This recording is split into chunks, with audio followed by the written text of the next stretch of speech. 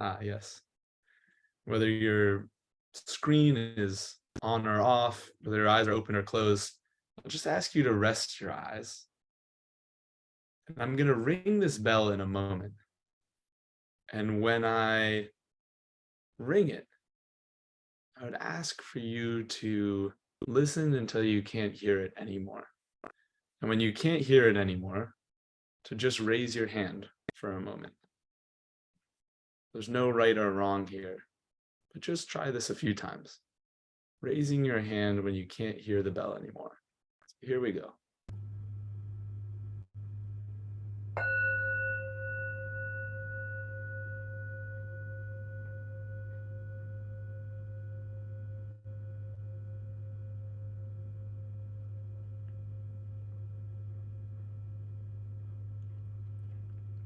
Yeah,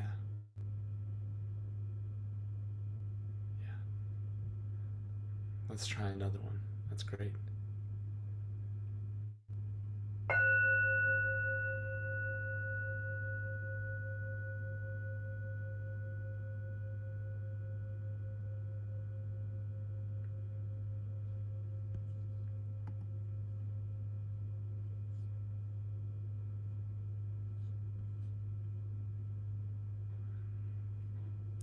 And one more time. And for those just joining, we're just doing this experiment. When you can't hear the bell anymore, you just raise your hand. That simple. You can have your eyes open or closed. Just raise your hand when you can't hear the bell anymore.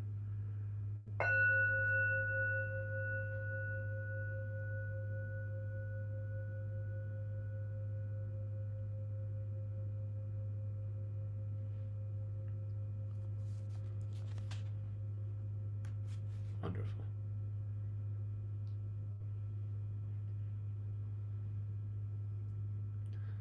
I want to do one or two more rounds and keep listening, but this time, when you can't hear it anymore, hang out there in the silence. So you're noticing, I can't hear this bell, but let your mind kind of hang out in that quiet space. So follow the bell all the way to the quiet and stay there for a moment. Let's try that.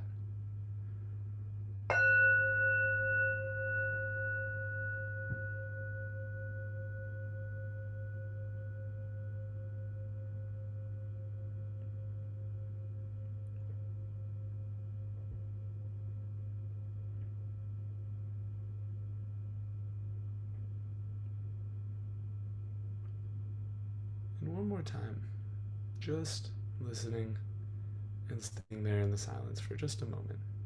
You might even notice the first thoughts that start to pop back up after the bell.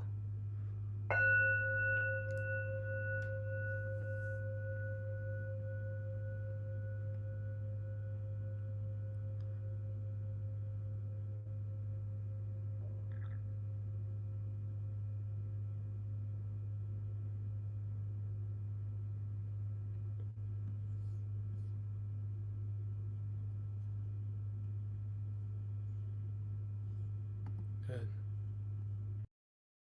So we'll come back to that bell later today. It's very interesting doing a exercise about awareness. Something that I think we don't often think about is how aware diabetes makes us. And it makes us aware of some things that we don't necessarily want to be aware of, and in ways that we don't necessarily want to be aware. And that's very important. We'll talk about that a little bit today. We become aware of all of these things that are stressors and feel very threatening and uncomfortable feelings in our body. And yet it is quite interesting that we really do gain this skill of being aware, being attentive. What's happening with my body? What's happening with my blood sugar? I can check on it right now. What's happening with other parts of my body and not just my blood sugar? So this is truly a skill, and hopefully something we can harness and come to appreciate over time, even though it also causes us a lot of discomfort and sometimes even distress. As for me, I this you all are very privileged that I pulled out this picture. Not many people get to see this picture. This is me as a college football player. I was going to say I didn't come to meditation practice thinking that I was coming for diabetes. And now I might not have realized that in some ways I actually was coming, but I was coming because I was a college football player. And this is me on the sideline testing my blood sugar. And I thought that was coming because I wanted to have a sharper mind. Thought I wanted to have a sharper mind and be a better football player and ultimately just be better. To put it simply, I wanted things to be different than they were, and I wanted myself to be better. And the funny thing that has happened over the course of practice is that rather than finding that I'm better in some fundamental way, although certainly, yeah, you gain some skills in meditation, but I found that actually the whole time I was enough, already enough. And I didn't need to be better in any kind of way.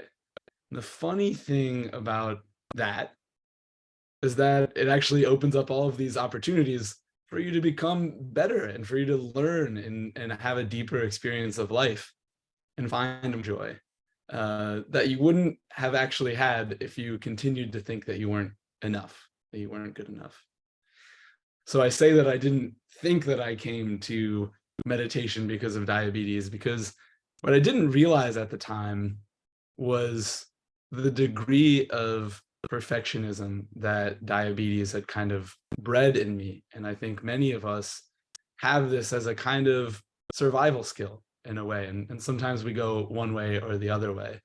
But this perfectionism is a way for us to, quote unquote, not mess up, because if messing up in this case has more serious consequences. It means we feel particularly bad and it could derail our day in a more significant way than others sometimes feel. And so this perfectionism is actually, in a way, what led me to the thing that could actually cure the perfectionism, perhaps. I don't want to say cure, because then the perfectionist mind is kind of coming back in.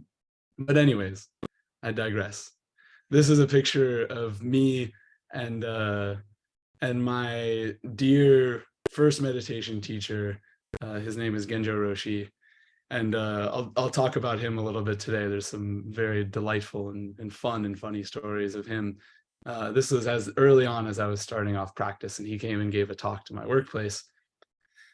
And over time, Kristen mentioned I've actually come to research a lot of these things. And so I'll talk a little bit about the research as well. Certainly not just research that I've done, because that wouldn't be a very long talk, but research that exists in the field about meditation, about altered experiences and what they can do for us, what changes are happening. So I talked a little bit about this perfectionism and reaching. Who knows this Dr. Seuss book? Oh, thank God. All right. I was like, I think I have a little bit of a lag, so I didn't see any response. I was like, this is one of my favorite books, and no one responded. Okay, great. So, oh, the places you'll go. And it has a wonderful message. I think it takes you through kind of some of the highs and lows of life, and it really normalizes it. And so I love that messaging. One thing that I think we get a little caught up on is, okay, oh, the places we'll go, and then we end up somewhere at the end of the journey. And so actually I have my images come up in kind of reverse order, but you can see at the top of the book, this is the image from the book, the guy, the main character, he's on top of whatever mountain, he made it. And so this doesn't necessarily capture, all right, well, what happened after he got on top of the mountain? He had to come down eventually and probably get some food to eat. And things were messy back then when he had to go back down.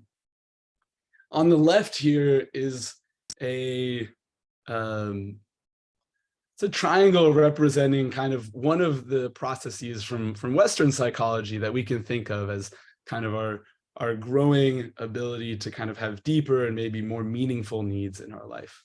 And again, this is one way that we can say, yes, and as I go on in my life, I want to have this better life and a cleaner life. And, I want to be more focused on self-actualization and less focused on safety because, I want to grow past that stuff. And certainly all of this good work that we do, and probably a lot of what we're doing in the slipstream, is trying to take us up this triangle so that we can be in healthier spaces. But the other part of this is that all the time we are all over this triangle, that there's no time that we're only in one place in this triangle, that we're only in the self-actualization, the top of the triangle, or even in the esteem part of the triangle. All the time there's parts of us that are still worried about, eating, that are still worried about breathing. And especially for those of us with diabetes, even more, it brings us back to that.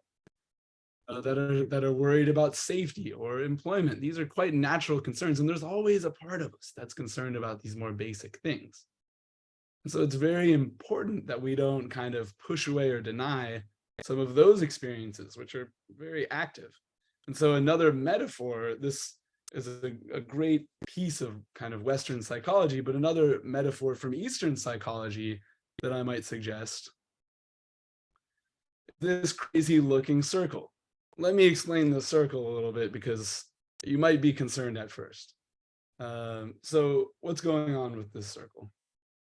This comes from the Buddhist tradition, and not Buddhism necessarily in some religious sense, but really this is a psychological tradition from the East in this case. And so you see all of these mythological creatures, but they're actually representing different parts of our own experience.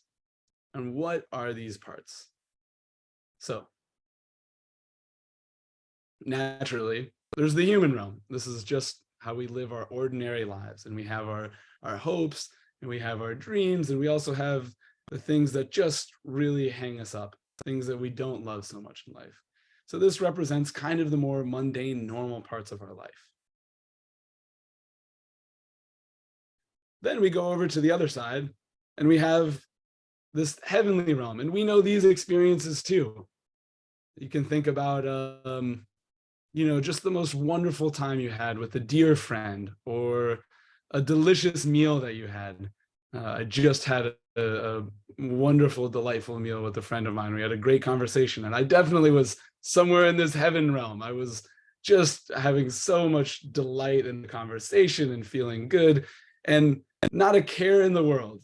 Not a care in the world. I wasn't thinking about everything else that I had to do today. I was just there, and totally, if I wasn't careful, could lose sight and think, oh, this is how my life should always be.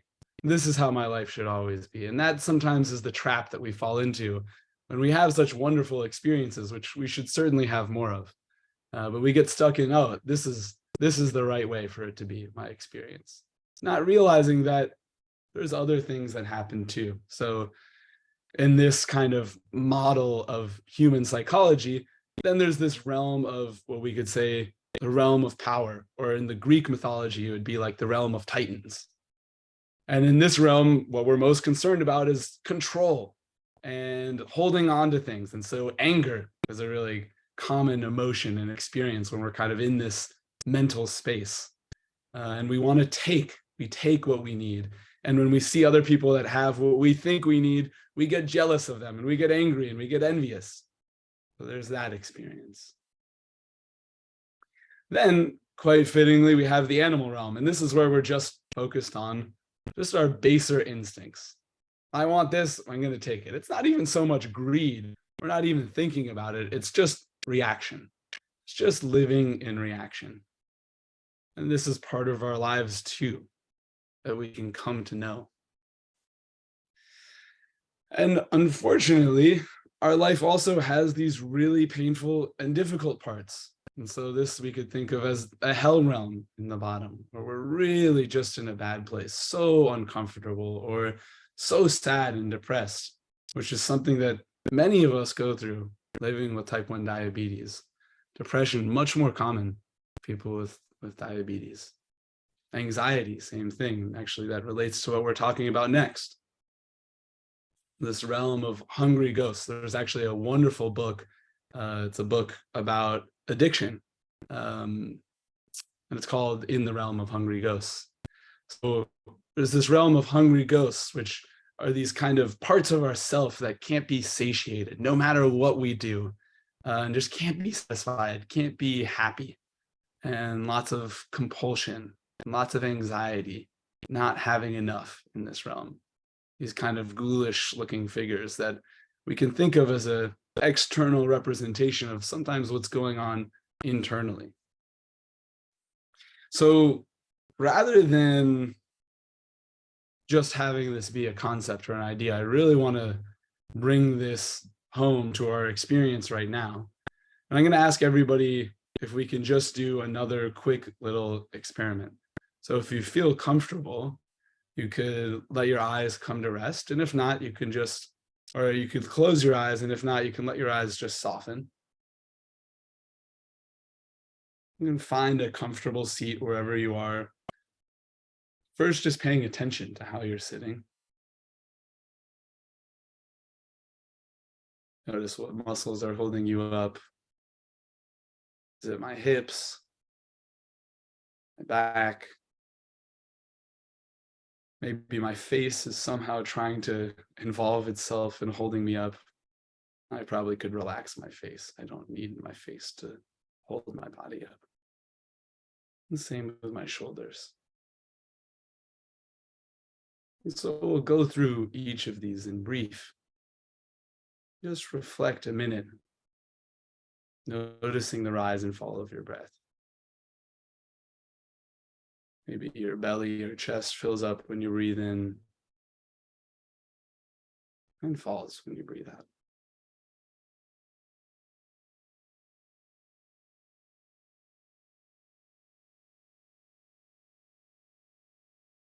And think about something that you want. Think about something that you want. Something that you wish you had or would feel good. Be relieving in a way.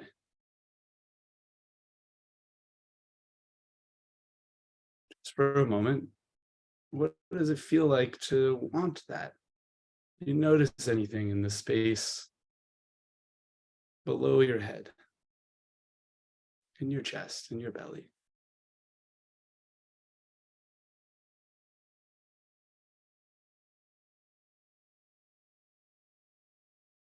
We won't spend too long here. But this we can think of, this is part of the human realm. And then we might think of a recent wonderful time that we've had, a joyous memory, or being with a wonderful friend.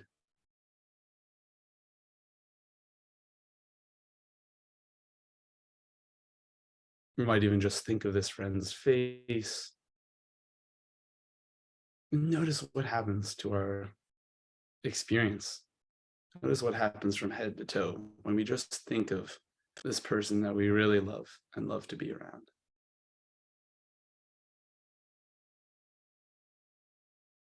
Notice how easy it is for our cares to fall away.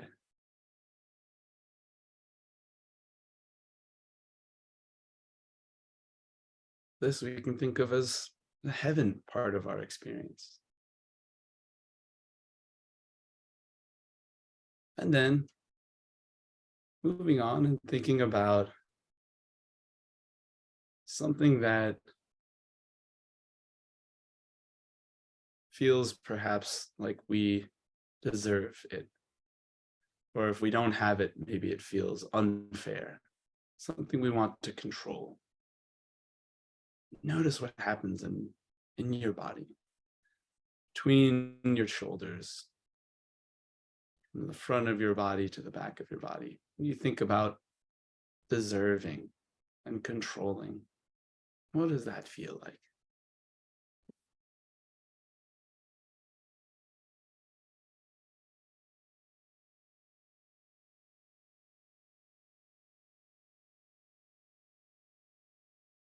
Okay, well, this we can think of as being in a realm of power or being like a titan. You're wanting, taking. And then we'll think about moments in our life where we're just reactive. We don't really think, just follow our baser instincts. For me, this is definitely snacking. I have some serious snacking issues. So you might think of yourself just getting hungry and snacking, not reflecting on it, or it could be something else, just reaction, reaction. Nothing wrong with this reaction. Just like a nice puppy that you put food in front of course you'll eat it. And so these are the more animal parts of ourselves.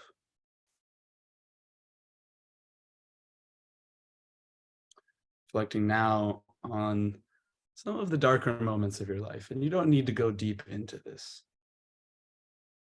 Certainly for those of us with trauma, you don't need to dive deep into memory, nothing like that, but just knowing in your body what it feels like to be in pain, be sad, be upset. And what does that feel like from head to toe, from shoulder to shoulder, from front to back?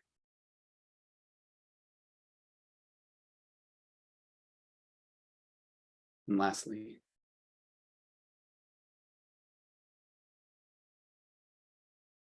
reflecting on things that never quite feel satisfied in our life.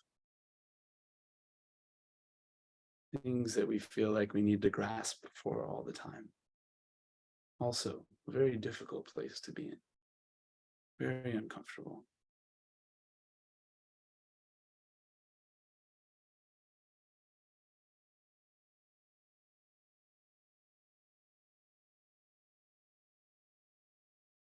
You might think of validation needs that you have, or certain needs in relationships. This is very common. And the ways that these just live on in us. And though we might resist them, they remain there. That's okay. This is the realm of hungry ghosts within us.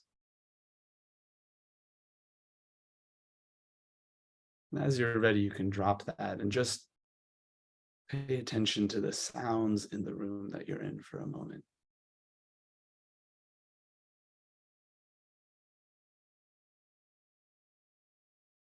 Notice the rise and fall of your breath.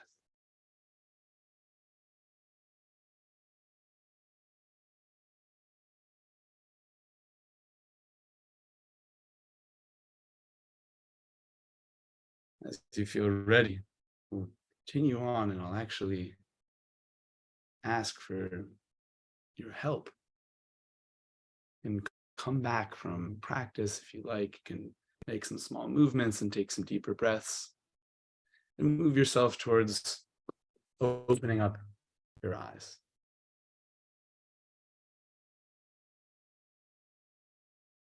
And I'm going to ask a question of everyone.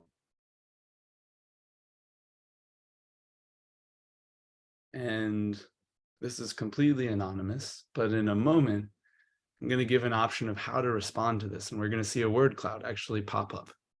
And each person's response will come up, and we can see each other's responses. So each of us can put in a word or two words and just see what comes up. What are the biggest struggles you face in this life with diabetes? And what, similarly, you could answer to either question, what prevents you from resolving some of these struggles? All right. So I'll show you how to respond to this. I'm going to put this in the chat. Here we go. So if you copy and paste that link, you should be able to respond quite easily. And as people start to respond, we'll see it on here.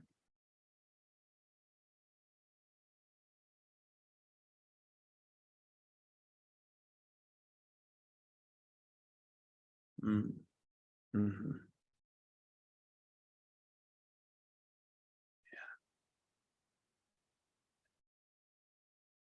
Yeah.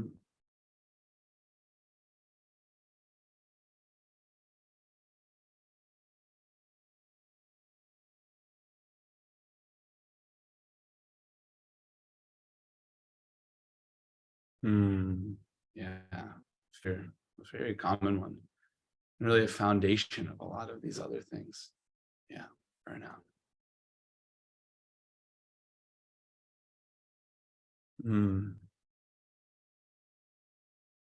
You can see as your own word is reflected on here, and larger words mean that they've been kind of said by multiple people. And see what other words are coming up. So notice that you have your own words coming up, but also, yeah, but also you can see what other people are experiencing and see that we're facing a lot of these things together. Yeah, balance, control. Hmm. I'm going to cap this in a moment. Any last responses, take a moment to do them now. And just looking at this list, love for you to just consider on your own.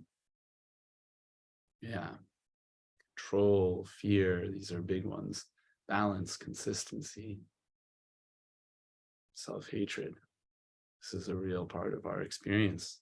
I resonate with that too. Unpredictability. Yes, all of these.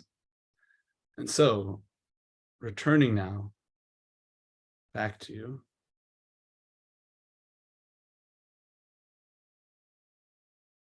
this slide. You just either reflect to yourself or put in the chat. Where do you think some of these belong?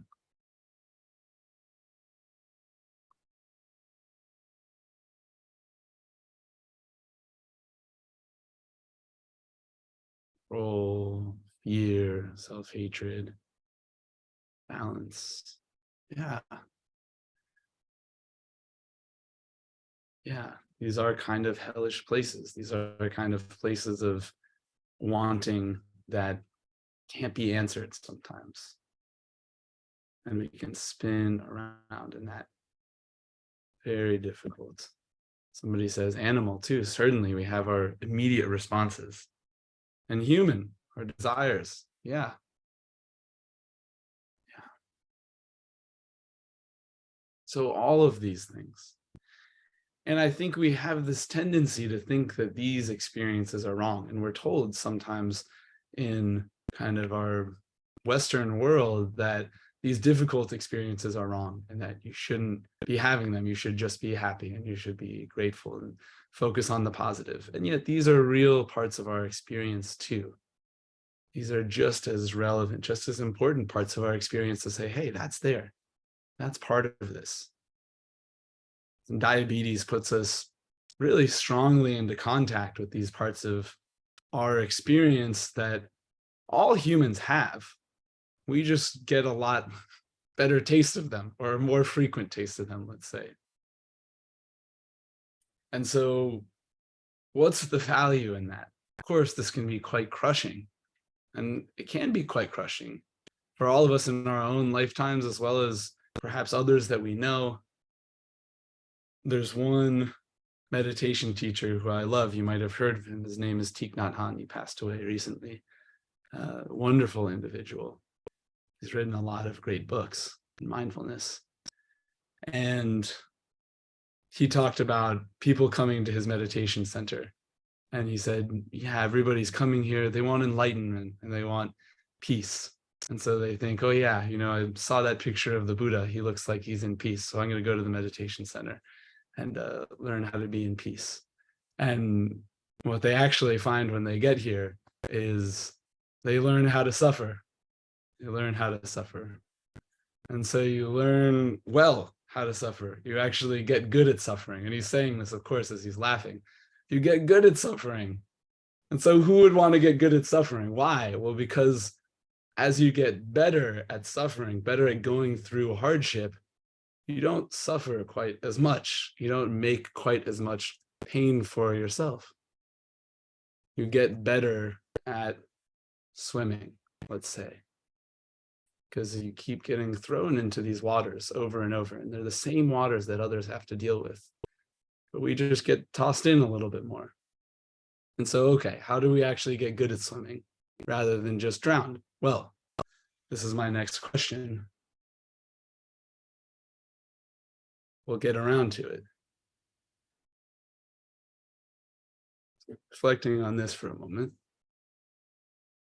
And same thing, just a word, 2 words most. You can respond the same way, same link, same process. Wow. Anna says, trusting my intuition and feelings. That's profound. That's amazing. Yeah, and Hank, thank you for putting that link back in the chat. Humility, strength. Wow. Wow. Yeah. Kindness, healthier. Yeah. Resilience. I really like that one. I mean, look at this. I'm getting energy just from looking at this. And a big one pops up. Perseverance. Perseverance.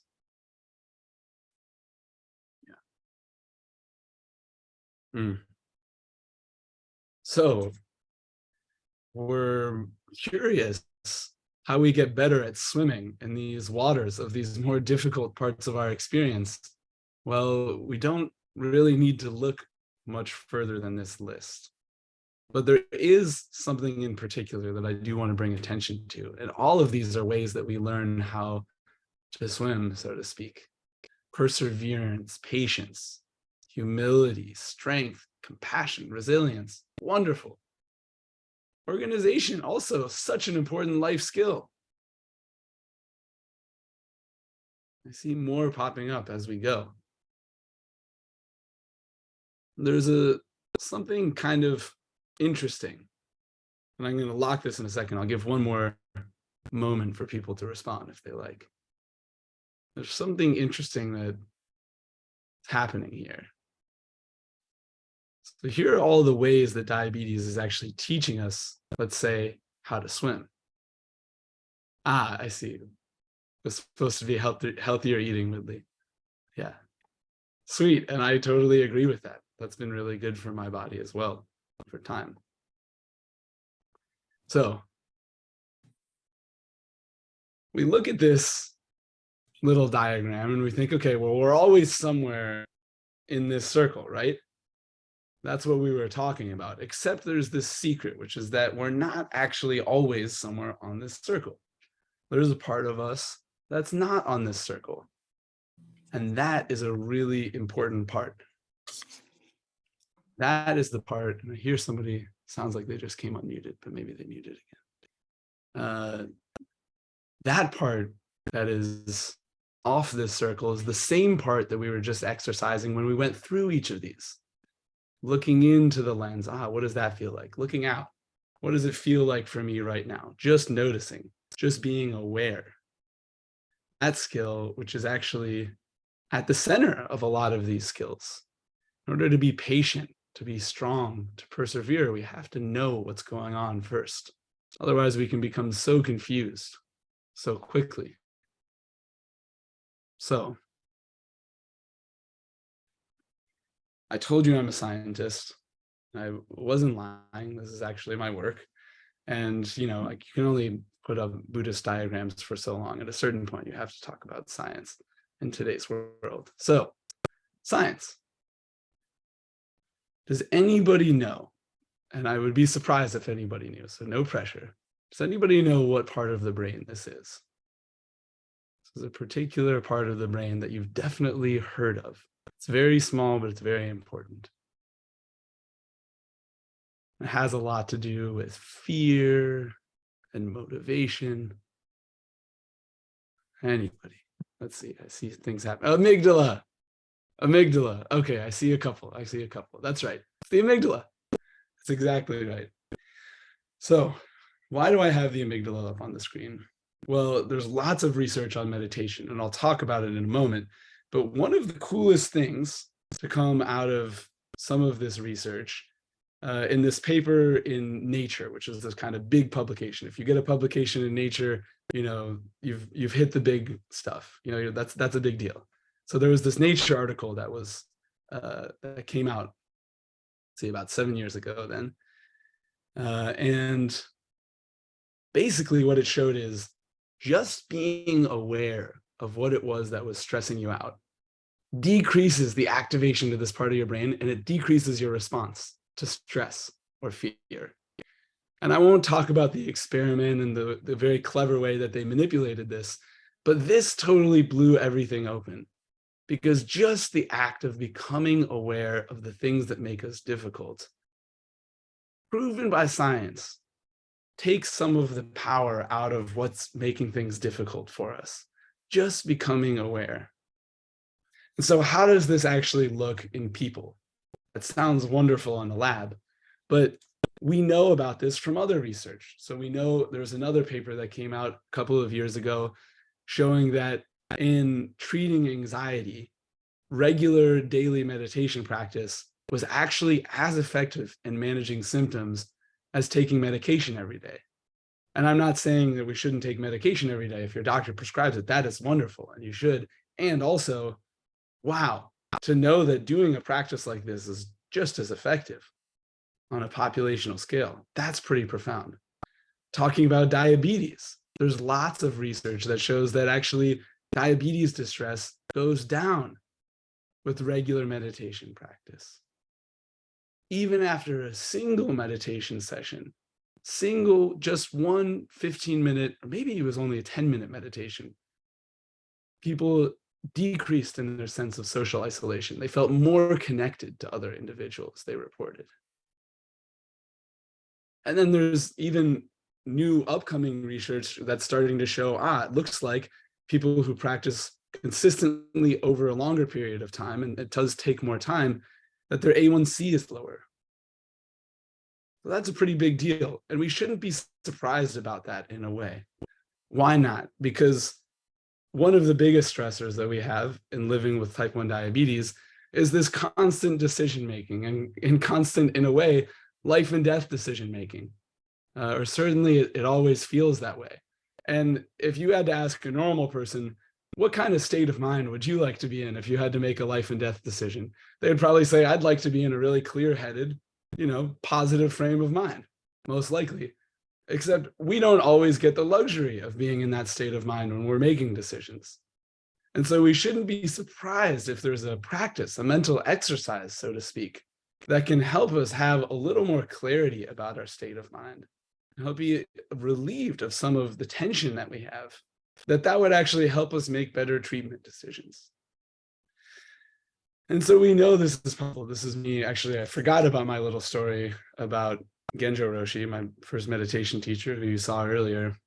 But this is an image of me this is an image of him meditating while I have this cap on his head, recording what's going on with his brain. And so we know from studying these meditation masters who have dedicated their lives to meditation that, in fact, even people's response to pain is different.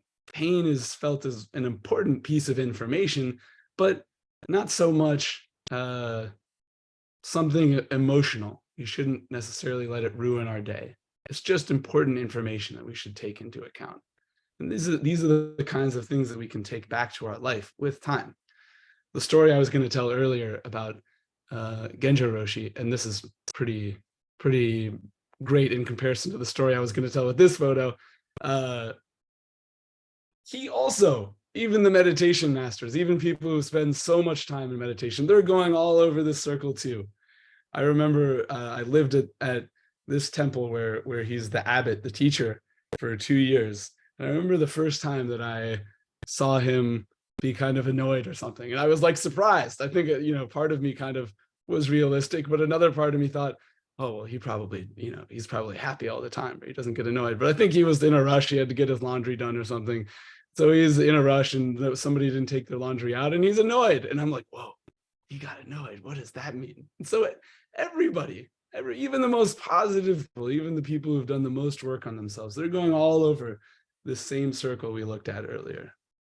And that's normal. And some people are better at not letting it ruin their day so much, let's say, not being so stuck, but opening up their hand so you can continue to just move through. In this moment, I'm annoyed.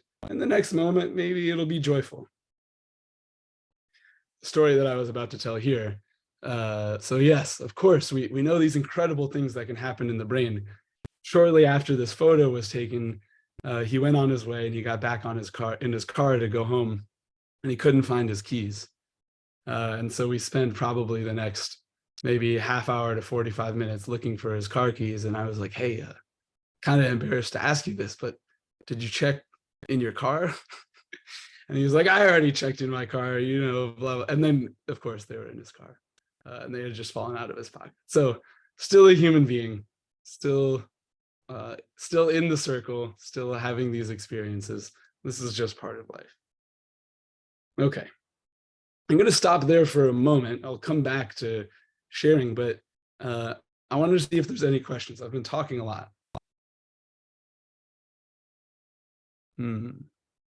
I see some good questions on the side.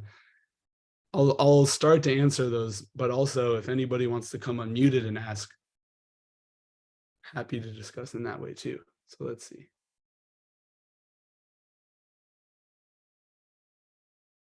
Yeah. So, yeah.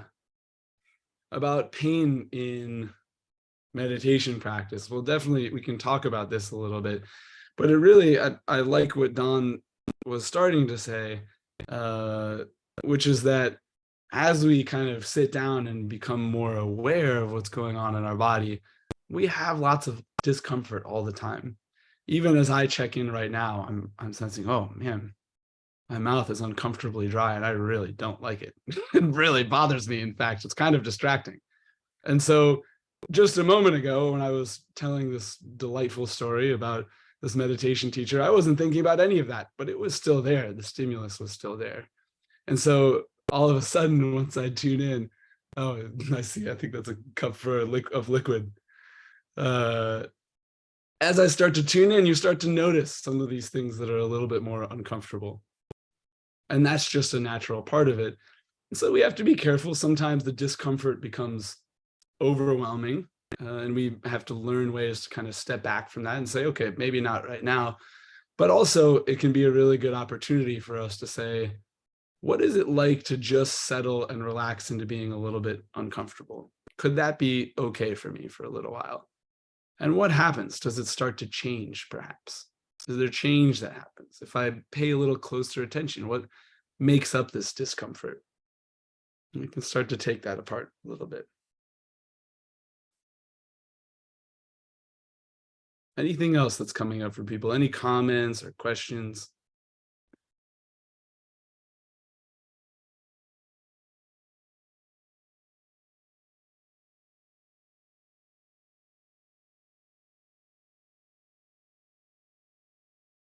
Yeah, I really resonate with that, Jennifer. This comment about kind of feeling some sense of indecision in the chat in everyday life, and just the decision fatigue of constant, very important decisions. And then it's like, what do you want for lunch? And you're like, I don't know, don't fucking ask me about lunch. I've got more important stuff to deal with. Of course, that's probably not an appropriate response, and we can maybe have a wiser response if we're patient and recognize that we're frustrated from our decision fatigue. But certainly that voice pops up. Physical injury pain. Yeah, so if you know that you have a physical injury and that comes up, certainly each person is the master of their own kind of body and practice. And so you have to say, okay, this might not be so healthy for me to push in this way. And, there's sometimes that things feel threatening and you can pause a moment and say, hey, is this as threatening as it feels like it is? Because it's very uncomfortable, but is it as threatening? And then you can pause and check that out. And maybe you say, yes, I definitely need to move because I have an injury here. And then other times we say, well, maybe it's actually not as bad as I thought, but it feels really bad. Let me take a moment and see if I can sit with it. So both responses are right, and each moment we get to make that decision. And I will also say, for the most part, it's pretty rare to injure yourself from just staying seated. It can happen if you're really twisted up into, some of the kind of crazy traditional meditation postures, but but it's not so common. And good luck, Hank. Let me know if you injure yourself. All right, here we go. Back to the presentation. Well, that's not what I want to present. That's for work. Here we go.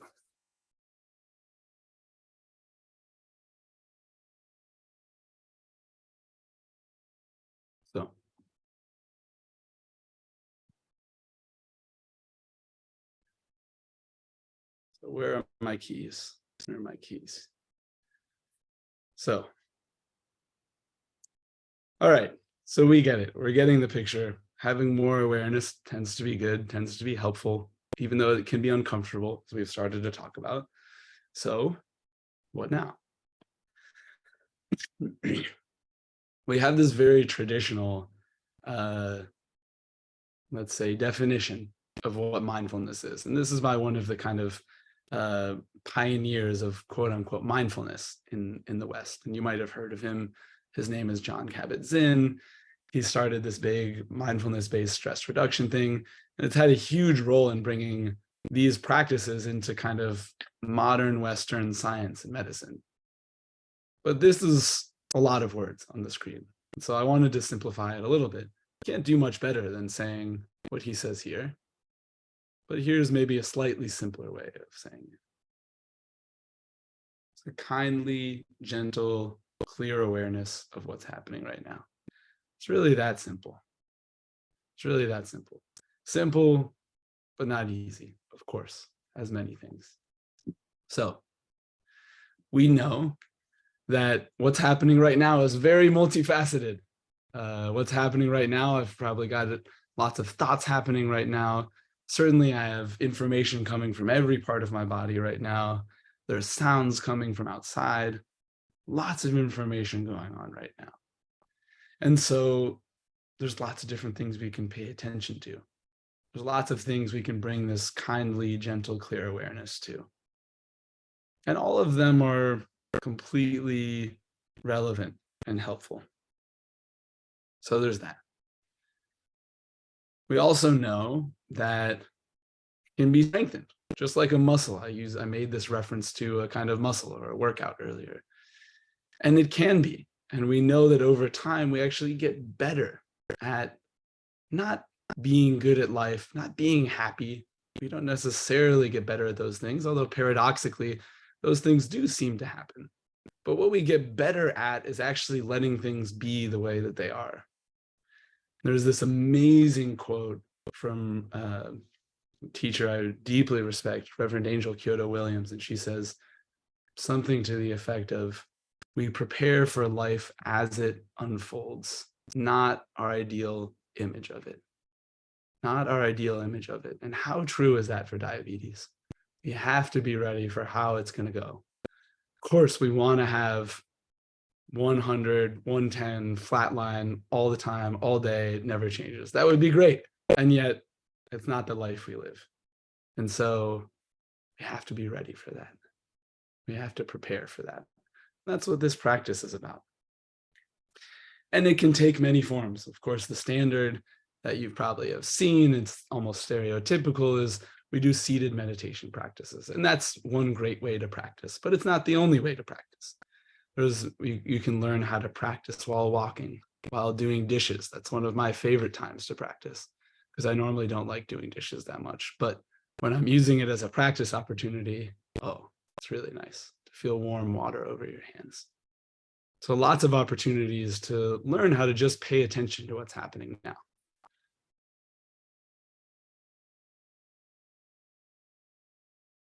So what does this have to do with us as people with diabetes? Interestingly enough, as some of you know, these mindfulness practices have their roots about 2,500 or so years back. And so these are by and large, it's a mix, but by and large practices that are kind of adopted from Buddhist practices. And that doesn't mean necessarily that it has some religious affiliation or something like that, or that if we don't consider ourselves Buddhists, that we can't do it. Nothing like that. It's just a technique that came out of this tradition. And so what's the core of this technique from 2,500 years ago? Well, actually, let me first get to what we already talked about, which is what's the core of what shakes us, what brings us into these kind of lower realms with diabetes. Lots of ways to talk about this, but one is the physical discomfort and the emotional pain also that just comes with living with diabetes. The frustration, that was one of the words that I saw up earlier, the fear. So these uncomfortable, these painful experiences. This is one way. And then, looking at balance as a challenge, looking at consistency as a challenge, looking at unpredictability as a challenge. These were all words that came up earlier. Everything always changing. And this is true for all people, but we come into very close contact with this as people with diabetes. And then the fact that if we talk about control, it's not always up to us what the result is. We can do all of the right things, and sometimes it just doesn't pan out the way that we want it to. And again, this is true for all people, but we come into very close, uncomfortable, but intimate contact with this fact that it's not always up to us. Now, why am I talking about these things again now? Well, 2,500 years ago, these practices were actually literally created to reflect on and kind of work with and come to peace with these things: discomfort and dis-ease. Our sense of dis-ease, or just not okayness, just fundamental, I'm not okay with the way that this is now. So we're meant to actually come to a little more easeful, balanced place, even when things are hard. The fact that everything's changing in this way, more formally, we can say impermanence, but we said it ourselves many different ways before. Many different ways: constant change, unbalance, unpredictability, and interconnectivity with everything, which is the flip side of saying it's not always up to us. Why is it not always up to us? Because the whole world is changing all the time, and all these things impact us. And so we think of ourselves as separate, but in reality, our diabetes is also an experience that's outside of us. It's outside of us and it's inside of us. And it's both part of our experience, but it's also part of, let's say, our partner's experiences. And it's not just part of our partner's or our family's experiences, but also the random person in the coffee shop who, when my blood sugar was high and said something to me and I kind of was a little snappy or annoyed with them, diabetes is part of their experience now too. So interesting. So my diabetes is impacting other people's experiences are impacting my diabetes. And this can be very uncomfortable and destabilizing, but we actually find that with some practice and kind of reflecting on this, we can also find a lot of solace in this, how much our experience is really shared, how we belong to something much bigger than just ourselves, including our diabetes. So we learn to master these things. We can learn over time to swim a little better. Doesn't mean we don't get kind of thrown into the water, so to speak, of discomfort, but we learn a little bit better how to swim. And unfortunately, in this life, everybody has to swim, or fortunately and unfortunately, we all get thrown into the water. And so the key to this door that diabetes presents to us is that we can actually learn, we're put into the position to get a lot of swimming practice. And all of a sudden, swimming isn't so bad. It's actually okay. And for those who don't like swimming, I apologize. I could use a different metaphor as well. Whatever kind of practice it is that you might use as a metaphor, we get a lot of practice with it. We get a lot of discomfort practice. And when we can learn that discomfort is actually okay, it can still be a very good signal. We can say, hey, this isn't comfortable for me, so I'm going to change something. but it also doesn't need to fundamentally shake or break us. And when we really learn that to the bone, life becomes a much different, and I would say better place to be. So, mindfulness, kindly, gentle, clear awareness of what's happening right now. So I'm going to give everybody just a minute or two break, and we'll come back for a short guided meditation. But if you want to just take a break, I've been talking for a while. I can also hang out and answer any questions, but why don't you just take at least 2 or 3 minutes if you need to take a bio break, or I'll hang if you want to ask questions. So feel free to, if you prefer, go off video as well.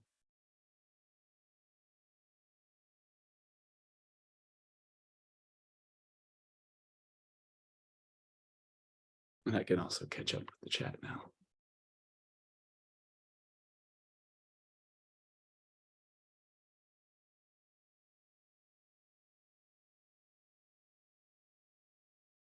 Mm.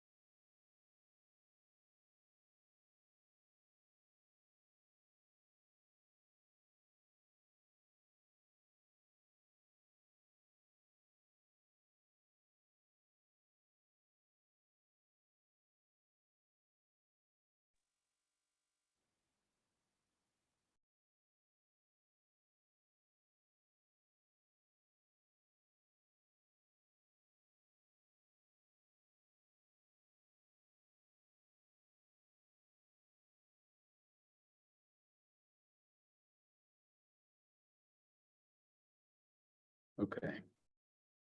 I'm going to cue everybody to start to come back. Perhaps a nice way would be with this bell.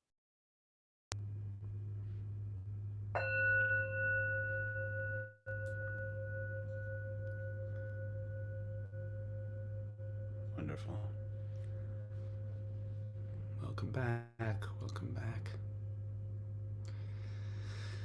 So, we'll do a short guided practice now. And you can feel free to leave your video on. I, of course, will have mine on. But also, if you feel more comfortable turning it off while you practice, that's just fine too. So we'll get resituated in a comfortable seat. Whatever that looks like for you right now, whatever your situation is, your environment. And again, we'll just pay attention to the way that we're sitting, what it feels like to be seated right now.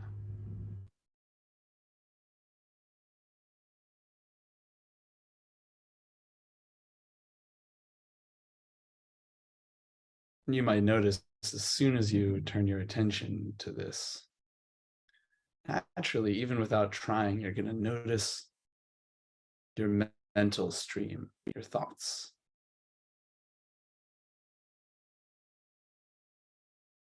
You might notice words forming in your mind and questions and ideas, concerns about what's next in your life or what happened before. And you don't need to do anything with these. These are just fine as they are. Instead, you can just redirect to the pull of gravity on your body. Perhaps you can feel as if your tailbone is being pulled down towards the center of the earth. Because it is through gravity.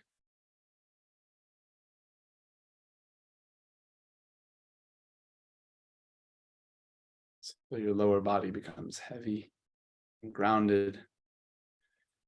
And from the waist up,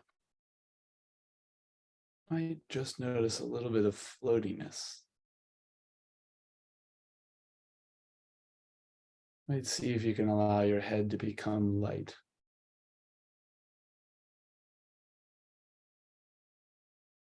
You might allow your face to soften.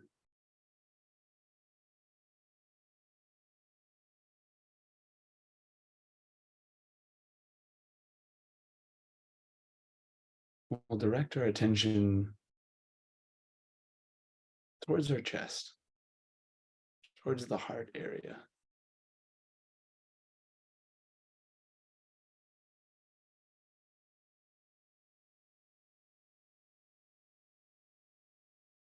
You might notice beats, your heart beats, or you might not. You might notice the feeling of clothes on your skin, maybe temperature of some kind, cold or hot.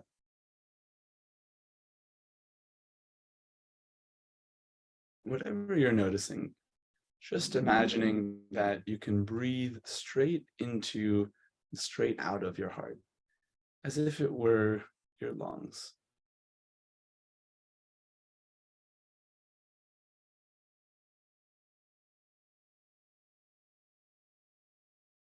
And over, as your mind gets pulled up from your heart to your head, just gently let it sink back down from your head to your heart. Thoughts will pull at you and bring you up to your head, coming back down to your heart, and imagining that you're breathing into it like a lung.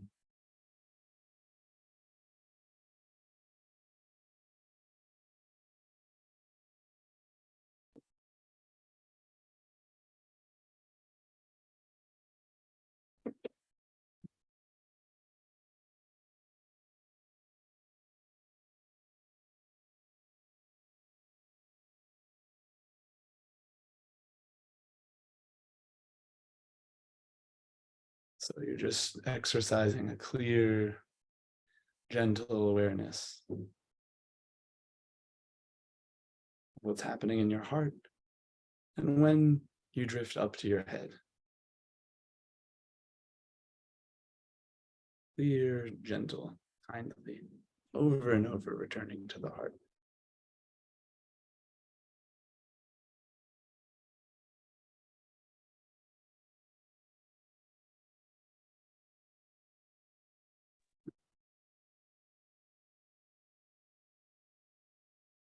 From your heart, invite you to allow your attention to slip a little bit lower into this belly area. Right on the inside, or maybe just below your belly button. It's that part where if you think about having a gut feeling, it's the part where you have a gut feeling.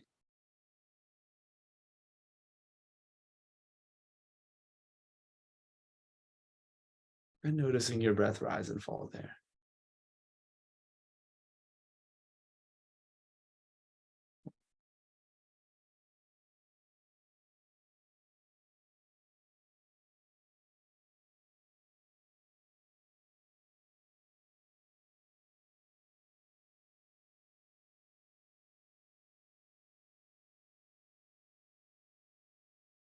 Noticing any feelings that you're having there in this lower belly. You might have your own judgments of it, such a sensitive emotional area for us, especially with our body-based culture, objectifying culture. It could be a very tough area.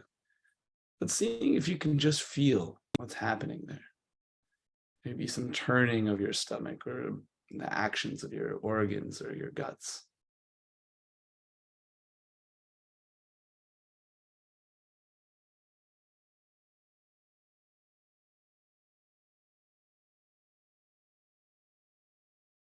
So that's what's going on there. And finally, bringing your attention up to your head, your whole head. Imagining that as you breathe in through your nose, your head fills up with air.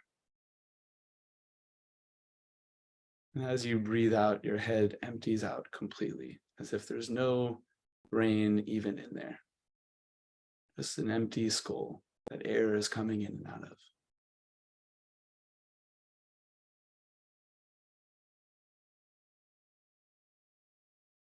Just imagining what that would be like.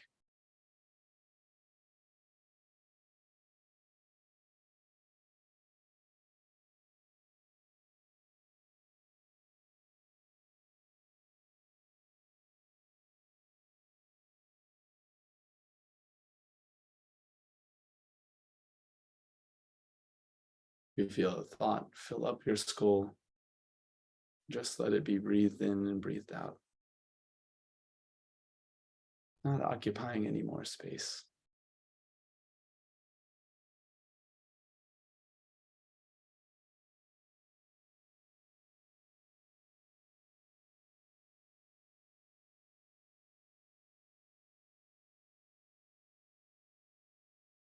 As we sit and breathe and notice these three places, our head, heart, lower belly. I'm going to ask just 4 questions. I'd love to hear, or not even hear, I'd love for you to hear how your body responds. So, of course, if there's a thought or an emotion, you can feel free to notice that, but you don't have to think of a response. Just feeling what's happening in your head, your heart, and your belly as each of these questions just lands and meets your ears. I'll use the bell to bring us back to just the question. And the first question, what is diabetes? What is diabetes now in your body?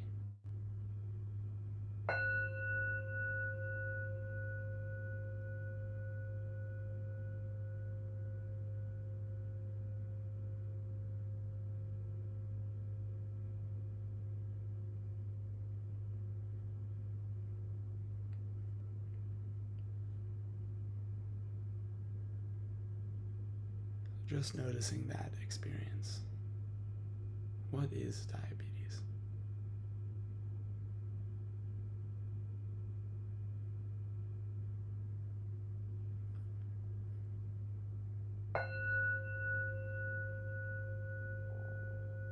Noticing the thoughts that emerge, the feelings.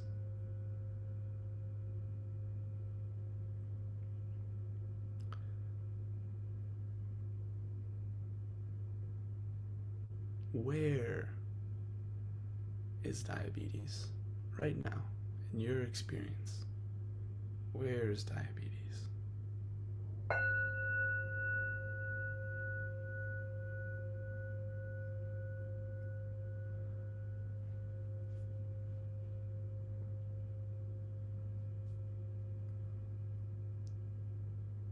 Just curious.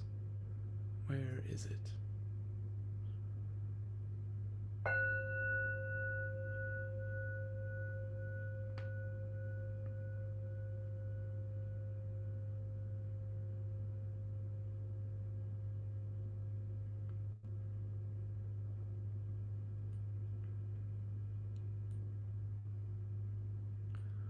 Who lives lives with diabetes? Who lives with diabetes?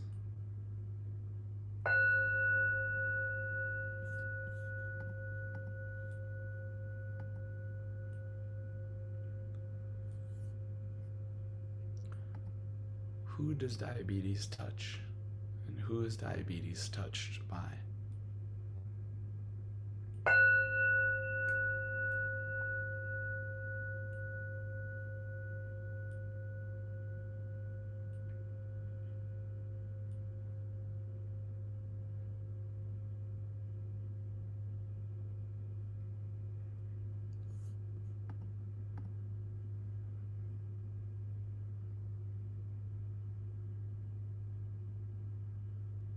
And finally,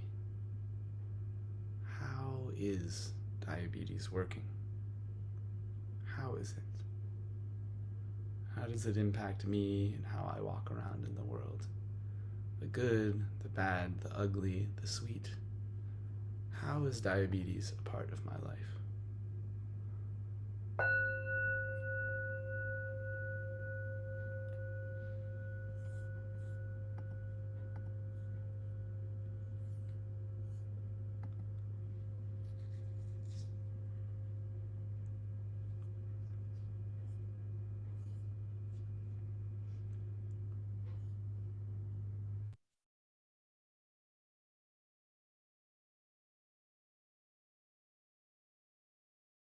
I invite everyone to start to begin a slow process,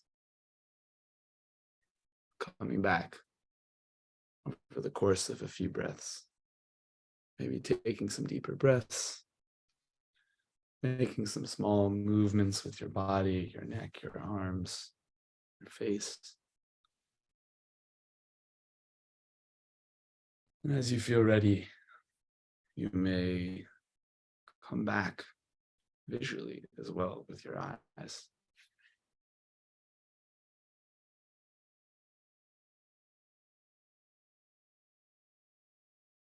I will invite everybody to read along with me as I read this wonderful quote by one of my favorite authors on meditation of all time. Her name is Pema Chodron. And she says, well-being of body is like a mountain. A lot happens on a mountain. It hails, the winds come up, it rains, it snows. The sun gets hot, clouds cross over, animals relieve themselves on the mountain, so do people. Some people leave their trash, and other people clean it up. Many things come and go on this mountain, but it just sits there. When we've really seen ourselves, there's a stillness of body that is like a mountain. We no longer get as jumpy and have to scratch our noses, pull our ears, punch somebody, go running into the other room, or drink ourselves into oblivion. A thoroughly good relationship with ourselves results in being still, which doesn't mean we don't run and jump and dance about. It means there is no compulsiveness. We don't overwork, overeat, oversmoke, overseduce. In short, we begin to stop causing harm. We begin to stop causing.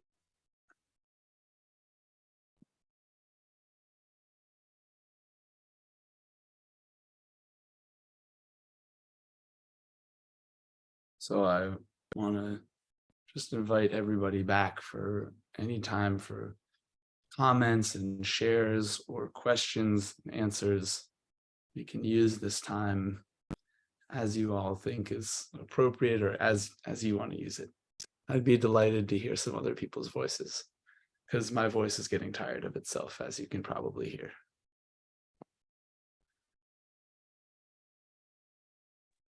I'm just going to start with some gratitude. Thank you so much for leading us through these lovely meditations and for me personally, connecting it, because I have been doing some meditation practices for a while, but I have never really connected it to think about my type 1 diabetes and what that's like inside of my meditation practice. So yeah, thank you very much. I just signed you up for your newsletter too. Great. Great. And the newsletter, by the way, everybody, you can find at this website that I just put in the chat, diabetessangha.com. See some very kind messages in the chat. It's been so delightful to share some of this time together. And really, it's a shared dynamic. So I see some people are navigating to the social media and to the website. It's a free space. It's a meditation space just for people with diabetes, people impacted by diabetes. And we have 5 to 6 practices every week, live guided practices, completely free. We'll do maybe 20 minutes of guided meditation and then have some discussion. And it's really a wonderful time. And I just highly recommend and really invite everybody to come check it out. And then also Don mentions the 10% Happier app. There's lots of awesome apps if you're curious about trying to. I want to say thanks, and I appreciate the beginning when you were looking through that pyramid. I've done work before with Maslow's theories, and I never thought of my own experience of type 1 through that lens, and the fact that it's not a static situation, because I think that's how it first was understanding the pyramid to be. But I appreciate that there's more movement, especially living with type 1. Yeah. Yeah. Thank you so much for reflecting on that. Right. And the fact that it's to be expected. Our experience is always going up and down and switching from a physiological need or a safety need to, these kind of higher level needs of, being at peace, being deeply happy, being fulfilled.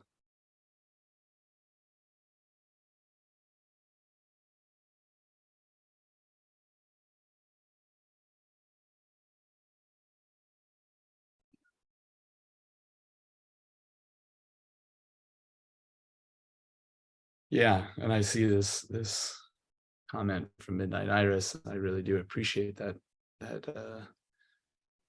practice, and especially these inquiry questions that we did at the end.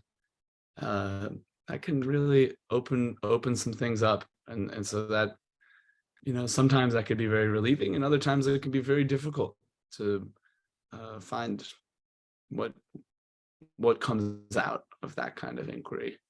And both of those are places on this circle for us to just be aware of. What we're really doing with those questions is just checking in and seeing where we can shed some light on, seeing what we can bring some light to, this light of awareness. And so sometimes it's the sweet stuff, and you might realize in one moment, I can't find diabetes in my experience right now sitting. I'm just a body sitting here. Where's diabetes? So sometimes that's the experience. And other times you're like me right now and you're like, oh, my belly feels uncomfortable and I'm parched and I definitely feel diabetes and it does not feel good. And that's part of it too. There's no right answer or right experience to those questions.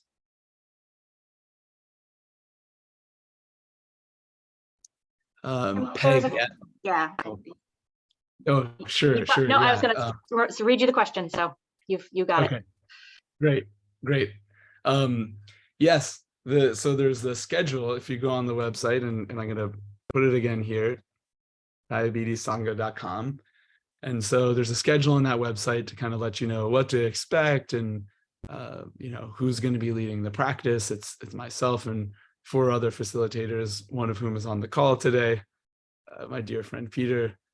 And it'll be, and there's a link there to join as well. It's on Zoom, and so yes, you can absolutely join. And we're not so far away. I live in Portland. I used to live in Seattle, so just a short ways away from where you are. It sounds like, Peg. Wait, you're in Portland, Oregon? Yes, I live in Portland, Oregon. I live in Portland, Oregon. But this, so there's no diabetes meditation groups that physically come together, or are there here in Portland? Because that's where I am too. Oh, wonderful. Well, please do reach out to me. I'll leave my phone number for everybody in here, but yeah, and anybody can feel free to follow up with questions. There's no, well, I'm not aware of, and Peter, you can correct me, but I don't think there's any larger scale meditation for diabetes groups in person. However, our group does sometimes, we do events and in-person meetups. Actually, Peter and I are in Chicago together right now for a presentation that we just gave. So we meet up in person all the time, but we're mostly Zoom pals. Groovy.